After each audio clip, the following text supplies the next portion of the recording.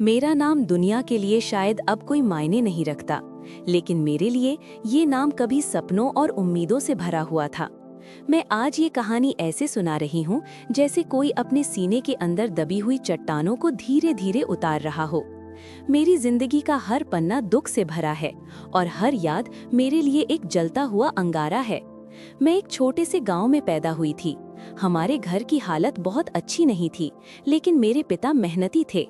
खेत छोटा था और माँ सुबह से शाम तक घर और खेत दोनों का बोझ उठाती थी।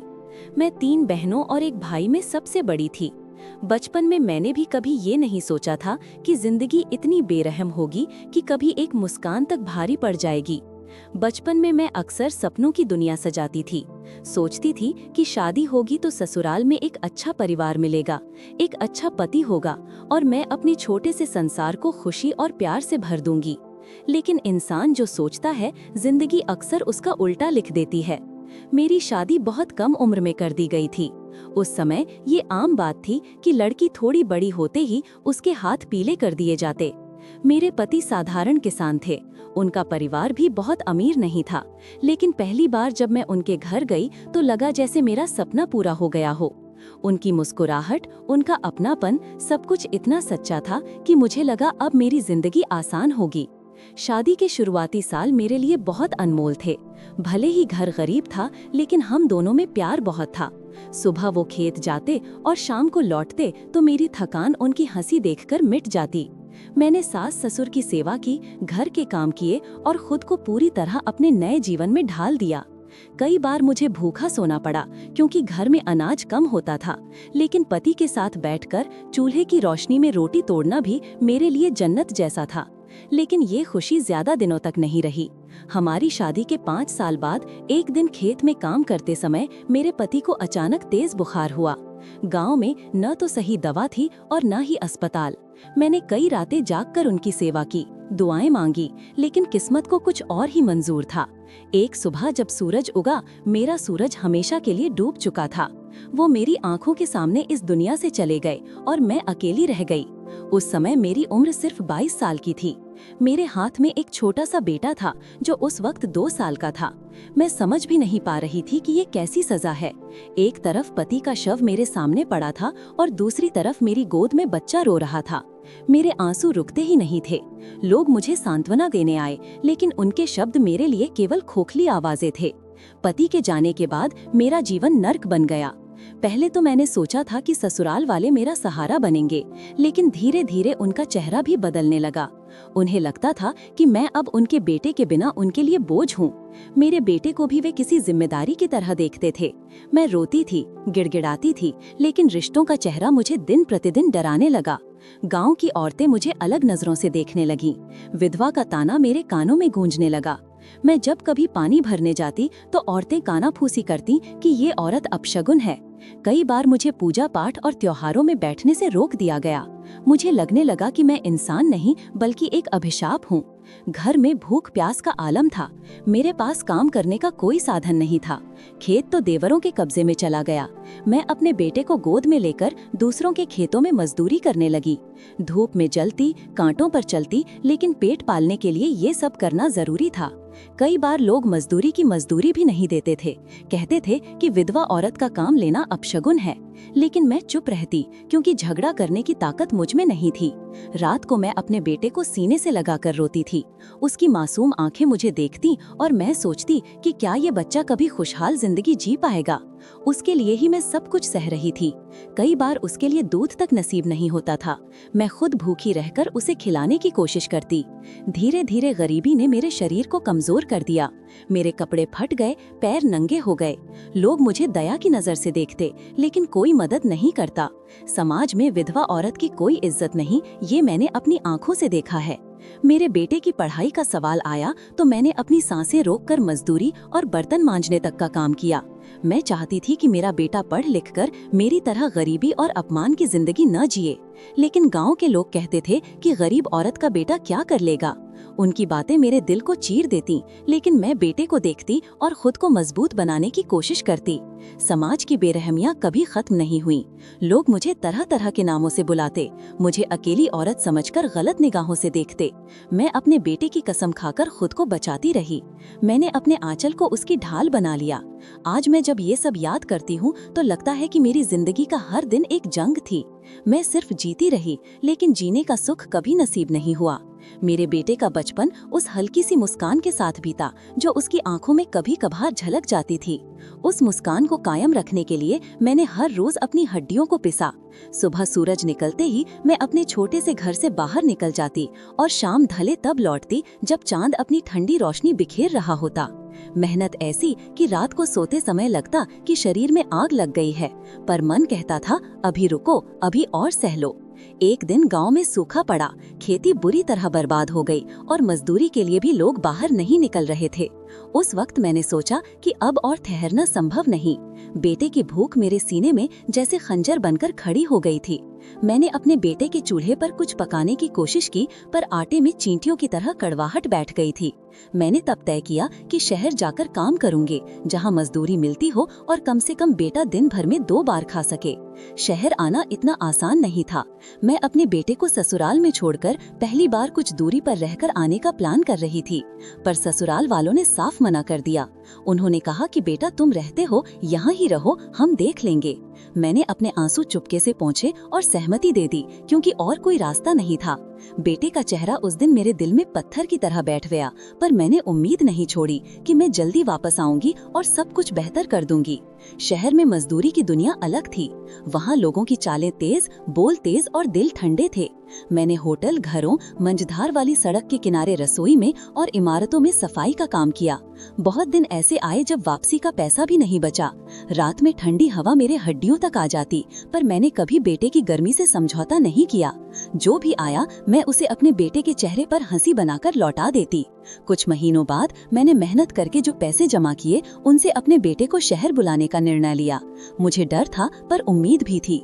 बेटा आकर पहली बार शहर की सड़कों पर चलकर चौंका।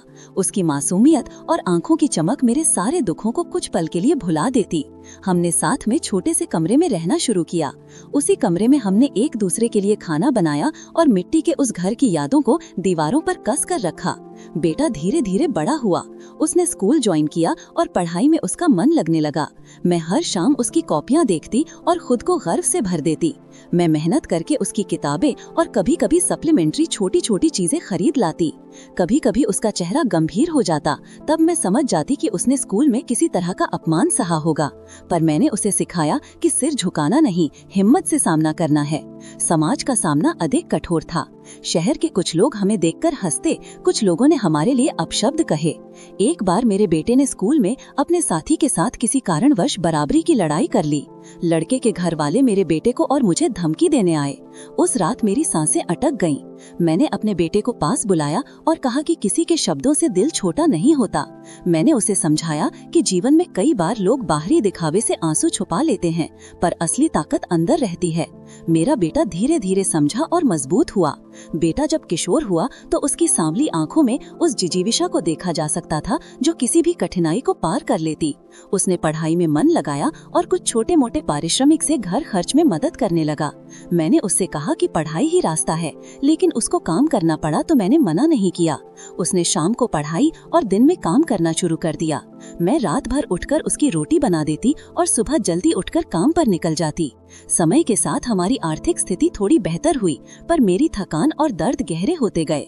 शरीर ने संकेत दिए कि अब इसे आराम की जरूरत है, पर आराम किसके पास था? मैंने सोचा कि जब बेटा पढ़कर कुछ बड़ा करेगा तो सब ठीक हो जाएगा। ये उम्मीद मेरी सबसे बड़ी ताकत बन गई। एक दिन बेटे को नौकरी का ऑफर मिला, शहर के एक फैक्ट्री में। मैंने उसे मन ही मन रोकने की कोशिश की, क्योंकि फैक्ट्री के काम कठिन होते हैं और माहौल अनिश्चित, पर उसने कहा कि ये उसके और हमारे भविष्य के लिए जरूरी है। मैंने सहमति दे दी। उसने फैक्ट्री ज्वाइन की और मैंने उसे सुबह सुबह भेजा। वहाँ के माहौल में उसने काम करना शुरू किया, पर वो अक्सर थका हुआ आता। एक शाम उसे काम के दौरान कुछ चोट लग गई। अस्पताल के बिल ने हमारी छोटी सी बचत को छीन लिया। मैंने फिर से दिन रात काम बढ़ा दी। उस चोट ने हमारे जीवन में एक नया संकट लाया। इलाज के बाद बेटे की सेहत कुछ कमजोर रह गई और काम पर जाने में अवरोध होने लगा। फैक्ट्री मालिक ने बिना किसी सहानुभूति के उसे नौकरी से निकाल दिया। ये खबर मेरे लिए मानो कोई तलवार थी जिसने घड़ी में घोंप दिया। मैं बेचैन हो उठी, पर मैंने रोना भी नहीं चाहा, क्योंकि मेरे आंसू से बेटा और कमजोर हो सकता था। मैंने फिर से हर तरह का काम ढूंढना शुरू कर दिया। समय के साथ मेरे स्वास्थ्य में गिरावट आई। रातों की मजदूरी और दिन की थकावट ने मेरे शरीर को जकड़ लिया। एक ठंडी सुबह मेरी कमर में तेज दर्द उठा और बोलने में भी कठिनाई होने लगी। मैंने सोचा कि बस एक बार आराम कर लूंगी और फिर मेहनत करूंगी, पर आराम बीते हुए सपने निकला। डॉक्टर ने कहा कि ये पुराने तनाव और कड़ी मेहनत का नतीजा है। मैंने कुछ समय इलाज करवाया, पर इलाज महंगा था। मैंने फिर से मजदूरी का रुख किया, क्योंकि खाना और घर का खर्च रुकना नामुमकिन था। एक दिन जब मैं खुद कमजोर होकर बिस्तर पर पड़ी थी, मेरे बेटे ने मेरे हाथ पकड़े और कहा वो किसी तरह से काम करके पैसों का इंतजाम करेगा।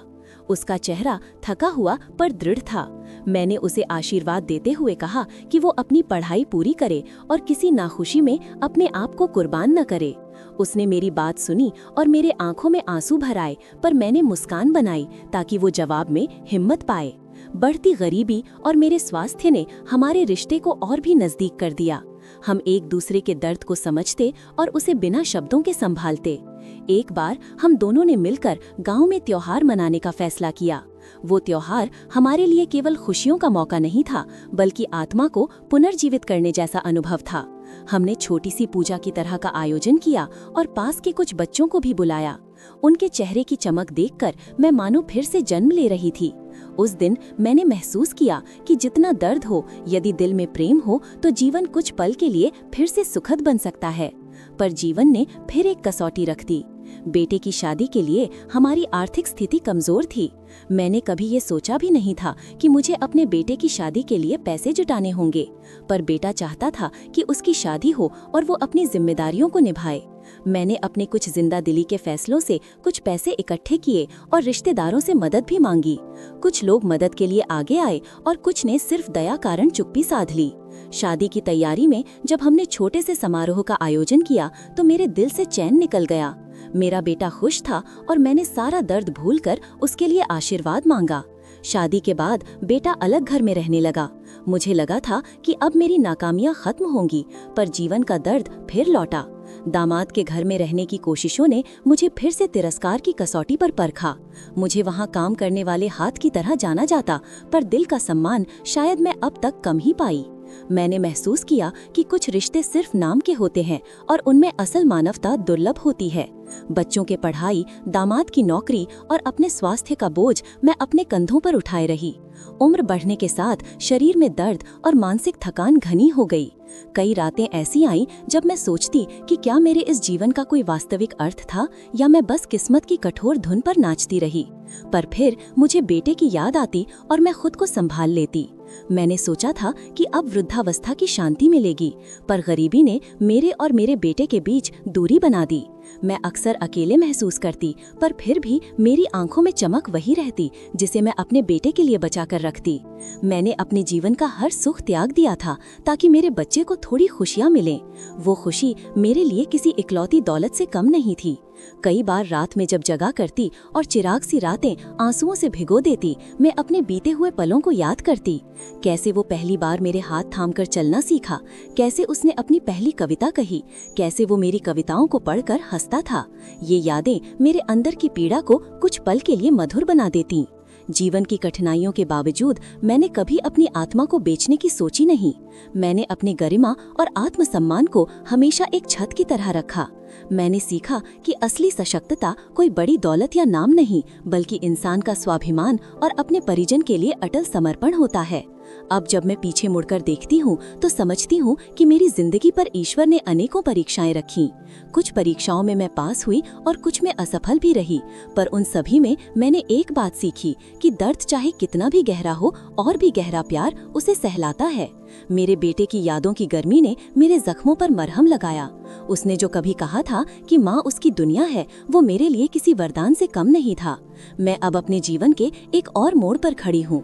उम्र के साथ कदम धीमे पड़े हैं और सांसों की गिनती कम होती जा रही है, पर हृदय में अभी भी वो उम्मीद बाकी है कि मेरी सच्ची मेहनत और त्याग का कोई फल मिलेगा। मेरी आशा है कि मेरा बेटा अपने बच्चों के साथ खुश रहे और उसे समाज का अपमान न झेलना पड़े। यही मेरे लिए सबसे बड़ा सुख होगा। शादी के बाद जब मेरे बेटे ने घर बसाया तो मैंने सोचा कि अब मेरी रातें थोड़ी शांत होंगी, पर शांति मेरे पास कुछ पल के मेहमान की तरह आई और चली गई। दामाद और बेटियों की जिम्मेदारियों ने मेरी दुनिया को फिर से घेर लिया। मैं सुबह उठकर चूल्हा जलाती, बच्चों के लिए खाना बनाती, उनकी पढ़ाई के लिए छोटी छोटी चीजें खरीदती और खुद को भूलकर परिवार को संभालती। पर इन सब के बीच समाज की उनकी सोच और मेरे भीतर उभरती विषम भावनाएं कभी सुलझ नहीं पाईं। एक दिन गांव से एक खबर आई जिसने मेरी दुनिया हिला दी। हमारे घर के पास रहने वाली एक बुजुर्ग औरत बीमार पड़ गई थी और उसका परिवार उसे छोड़कर चला गया था। लोग कहते थे कि वो अपने बच्चों के लिए बोझ बन चुकी थी। मैं जब उसके पास गई तो देखा कि चेहरा बहुत बदला हुआ था और आंखों में कोई उम्मीद नहीं बची थी। उसे देखकर मेरे भीतर एक पुरानी याद जाग उठी। मैंने सोचा कि कभी मेरा भी यही हाल होगा क्या मैं भी किसी के काम की न रह जाऊंगी। उस दिन मैंने देखा कि समाज की दया अक्सर दिखावे की तरह होती है और असल में इंसान अपने आप में अकेवा है।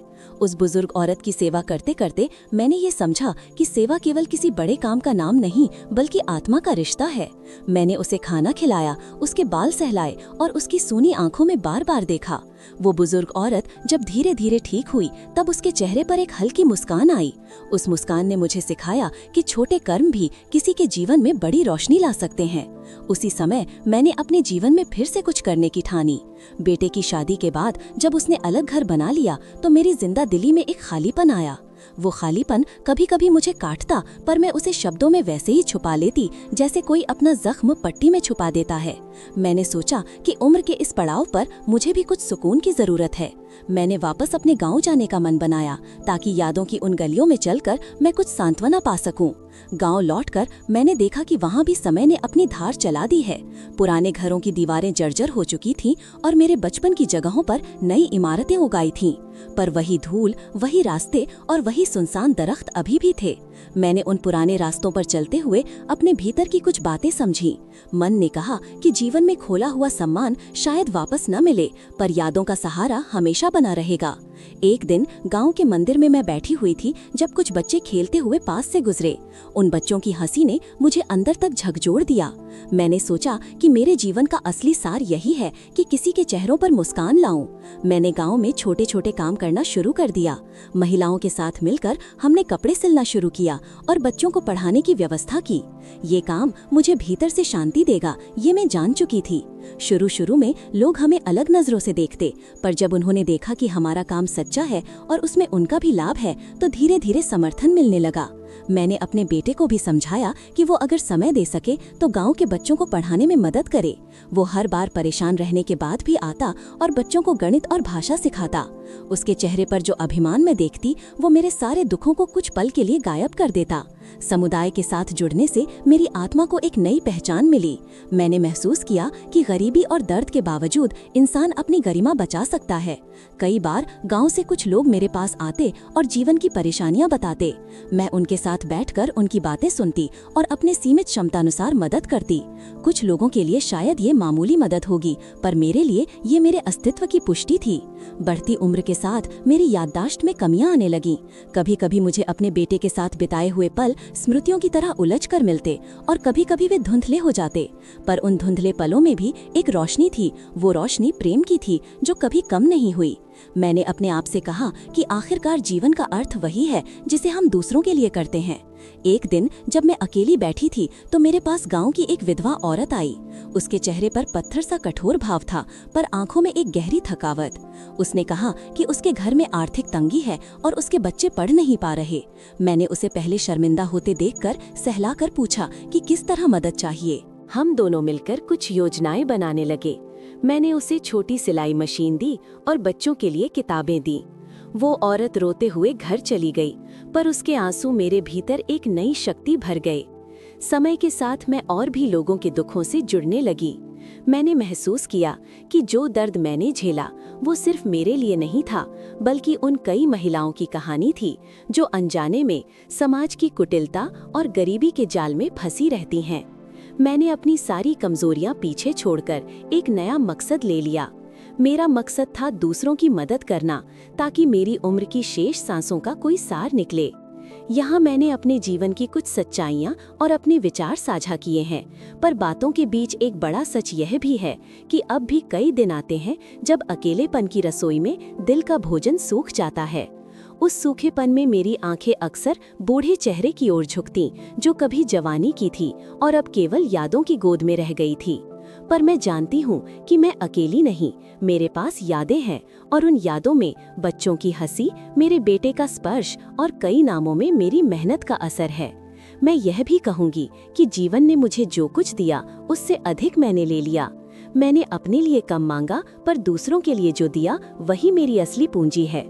मेरे दिल में अब भी कुछ ऐसी यादें हैं जो हर रात मुझे जगाती हैं, और कुछ ऐसी भी जो मेरे दिन में रोशनी भर देती हैं। एक समय आया जब मेरे बेटे के बच्चे पैदा हुए। उनका चेहरा देखते ही मेरे दिल की सारी थकान जैसे गायब हो गई। उन्होंने मेरे जीवन में फिर से वो मासूमियत और उम्मीद लौटा दी जिसे मैं वर्षों से भूल चुकी थी। जब मैं अपने नाना के रूप में उनके लिए खाना बनाती, उन्हें सुलगते चूल्हे के पास बैठाकर हंसती हुई देखती, तो लगता कि जीवन ने फिर एक बार मुझे छू लिया है। उनके छोटे हाथों की पकड़ में मुझे अपने बीते हुए वर्षों की सुकून की झलक दिखाई देती। बच्चों की हंसी ने गांव में मेरे काम को और भी अर्थ दिया। अब न केवल मेरे बेटे बल्कि उसके बच्चे भी उस सफर का हिस्सा बने जिनमें मैंने कभी भी परिश्रम का रंग भर दिया था।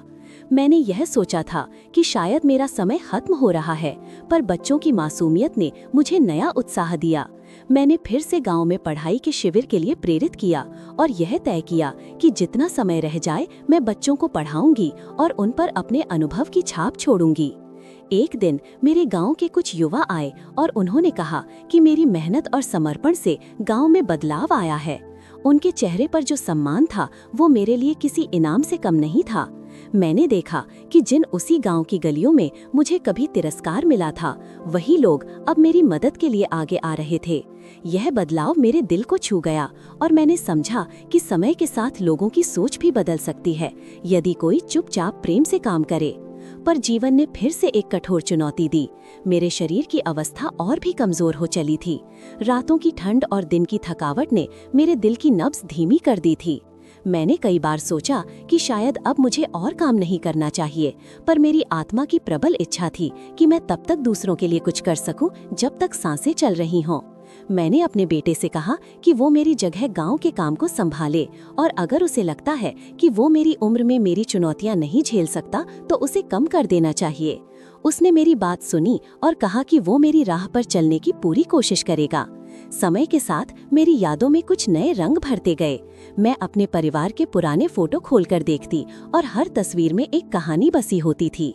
उन तस्वीरों में कभी एक छोटी सी लड़की दिखती जिसे मैंने खो दिया था, कभी एक जवान पति जिसकी हंसी अब केवल यादों में बसी थी, और कई बार मेरे बेटे की पहली टोपी में झलकती मासूमियत दिखती। मैंने सोचा कि ये तस्वीरें ही तो हैं जो मेरी आत्मा को साथ बांधे रखती हैं। एक मौसम में गांव में बहुत बुरी बाढ़ आई। पानी ने खेतों को हिला दिया और कई घरों की छतें गायब हो गईं। उस विपदा में मैंने देखा कि इंसान के पास केवल उसका सहारा होता है, और वो सहारा कई बार उम्मीद बनकर सामने आ जाता है। मैंने अपने छोटे से कोष से कुछ पैसे निकाले और उन लोगों की मदद की जो पूरी तरह बेघर हो गए थे। मैंने अपने आप को थकने नहीं दिया और अपने पुराने दर्द को भूलकर दूसरों की तकलीफों में हाथ बढ़ाया। उस कठिन समय में गांव के कई लोग मेरे पास आए और मेरी आंखों में जो सम्मान था वो मेरे लिए अनमोल था। बाढ़ के बाद जब घर बहीभूत हुए तो मैंने महसूस किया कि हर मुसीबत के बाद जीवन कुछ नया सिखाता है। मैंने उन मुश्किलों को अपने लिए एक पाठ बना लिया और अपने काम को और भी व्यवस्थित तरीके से आगे बढ़ाया। मैंने गांव में खाने की व्यवस्था, बच्चों के पढ़ाई के लिए अस्थायी कक्ष और महिलाओं के लिए सिलाई का काम और बढ़ाया। मेरे अंदर की वो छोटी लौ जो वर्षों से जली हुई थी अब बड़े स्वरूप में निकल आई और उसने आसपास के लोगों को भी प्रेरित किया। एक रात जब मैं बिस्तर पर थी तो मेरे बेटे ने चुपचाप कमरे में आकर मेरे हाथ पकड़े और कहा कि उसने मेरी मेहनत और त्याग की वजह से ही जीवन में स्थिरता पाई है। उसके शब्दों का मतलब मेरे लिए किसी पुरस्कार से कम नहीं था। मैंने अपने आप को सौभाग्यशाली माना कि मैंने अपने बच्चे को वो संस्कार दिए जिनसे वो समाज में टिक सका। मैंने उसे आशीर्वाद दिया और फिर उसकी आंखों में एक अनकही चिंता देखी। उसने कहा कि वो चाहता है कि मैं गांव में ज्यादा आराम करूं और खुद को ज्यादा संभालूं। मैंने मुस्कान कही और कहा कि मेरी खुशी उसकी खुशी में है। अब मेरी उम्र और भी बढ़ चुकी है। मैं अक्सर सोचती हूँ कि मैंने जीवन में क्या खोया और क्या पाया। मैंने कई लोगों को दुख पहुंचाने से रोका, कई बार खुद के लिए चीखती रह गई, पर मैंने कभी किसी की इज्जत को चोट नहीं पहुंचाने दी। मेरे भीतर यह संतोष है कि मैंने जीवन में जितना भी दिया वो सच्चा और दिल से था। मैंने कभी किसी से बदला नहीं लिया और न किसी से वैर रखा। मुझे लगता है कि यही मेरे जीवन की सबसे बड़ी जीत है। अंततः मैं यह कहूंगी कि मेरी कहानी सिर्फ मेरी नहीं बल्कि उन सभी महिलाओं की कहानी है जो समाज के कोनों में छिपकर जिंदा हैं। यह उन माताओं, बहनों और पत्नियों की कहानी है जिनके चेहरे पर संघर्ष लिखा होता है, पर वे हर रोज अपने बच्चों के लिए मुस्कुराती हैं। मेरी ख्वाहिश यह है कि मेरे बेटे के बच्चे और उनके बच्चों की पीढ़ियां उन सपनों को जिएं जो मैं नहीं जी पाई। मैं चाहती हूँ कि किसी भी माँ को मेरी तरह अपने जीवन के आखिरी हिस्से में अपमान और तिरस्कार का अनुभव न हो, बल्कि प्यार और सम्मान मिले। मैं अक्सर सोचती हूँ कि कौन से फैसले मेरे लिए सबसे कठिन थे। उन सब में शायद सबसे कठिन फैसला था कि मैं अपने सम्मान के साथ कितनी देनदारी रख सकती हूँ। कई बार समाज ने मुझे यह बताने की कोशिश की कि जो मैं कर रही हूँ वो गलत है, पर मेरे अंदर की आवाज बार बार कहती रही कि सही वही है जो दिल से आता है। मैंने अपने बेटों और बेटियों को यही सिखाया कि किसी भी हाल में अपनी मर्यादा न खोना। मर्यादा केवल शब्द नहीं, वो जीवन का वो आधार है जिस पर इंसान खड़ा रहता है। जब मैं अपने पुराने दिनों को याद करती हूँ तो एक बात और स्पष्ट होती है कि मोह भक्ति से बड़ा कुछ नहीं है। मोह में लोग कई बार अपना जीवन छोड़ देते हैं, पर मैं चाहती हूँ कि मेरे पास यह मोह सच्चाई के लिए रहे। मैंने अपने बेटे को सिखाया कि मेहनत और ईमानदारी से जो कुछ मिलता है उसे सजा कर रखना चाहिए। उसने भी यह सीखा और अपने जीवन में आगे बढ़ा। उसके संघर्ष की कहानी सुनकर मुझे खूब गर्व होता है। बहुत बार मैंने सोचा कि अगर मैं कुछ अलग करती तो शायद जिंदगी आसान होती, पर मैंने पाया कि आसान रास्ते हमेशा सच्चे रास्ते नहीं होते। मैंने मेहनत चुनी, अपमान सहा, पर अपनी आत्मा को मजबूत रखा। कुछ रिश्ते टूटे, कुछ टूटकर फिर जुड़े और कुछ ऐसे रहे जिन्हें मैं अपना मानकर चली आई। उन रिश्तों ने मुझे सिखाया कि इंसान की असल पहचान उसके कर्मों में होती है, न कि उसके शब्दों में। अब मेरी आंखों के सामने छोटे छोटे चेहरे चलते रहते हैं जिनकी हंसी मेरे भीतर की ठोकरों को सहलाती है। जब कभी थकान बेहद बढ़ जाती है तो मैं उन चेहरों को याद कर लेती हूँ और एक तरह की अपार शांति महसूस करती हूँ। मैं जानती हूँ कि मेरी कहानी सुनने वाले कुछ लोग शायद मुझे न्याय देंगे और कुछ लोग सिर्फ सहानुभूति दिखाएंगे, पर मेरा उद्देश्य सिर्फ यह था कि मेरी मन की बात किसी दिन किसी के काम आए। कई बार मुझे अफसोस होता है कि मैंने अपने लिए कुछ कम निकाला और दूसरों के लिए ज्यादा दे दिया, पर अब अफसोस भी कुछ सिखा जाता है। मैं यह मानती हूँ कि जो कुछ भी मैंने दूसरों के लिए किया वो मुझे वापस मिला, कुछ रूपों में और कुछ अनुभवों में। अनुभवों से बड़ी कोई दौलत नहीं होती। आज जब मैं अपनी दीवार पर टंगी तस्वीरों को देखती हूँ तो उनमें दिखने वाली हंसी और रोशनी मेरे लिए किसी खजाने से कम नहीं है। एक समय आया जब मुझे लगा कि अब मेरी कहानी का अंत करीब है, पर मैं चाहती हूँ कि यह अंत केवल मेरे लिए नहीं बल्कि उन सभी के लिए प्रेरणा बने जो कठिनाइयों से जूझ रहे हैं।